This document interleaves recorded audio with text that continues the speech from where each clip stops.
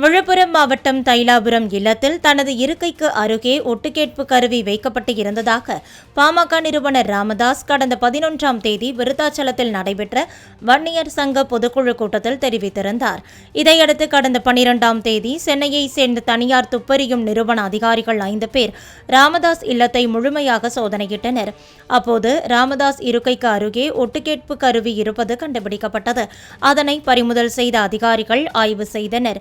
இந்த நிலையில் ஒட்டுக்கேட்பு கருவியை தலைமை நிலைய செயலாளர் அன்பழகன் மற்றும் பாமக நிர்வாகிகள் கிளியனூர் காவல் நிலையத்தில் ஒப்படைத்தனர்.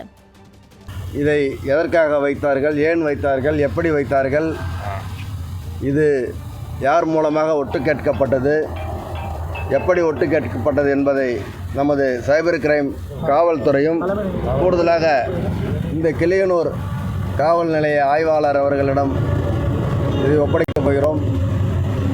இதை மேற்கொண்டு ஆய்வு செய்து விசாரித்து உரிய நடவடிக்கை எடுப்பார்கள் என்று நாங்கள் நம்புகிறோம்.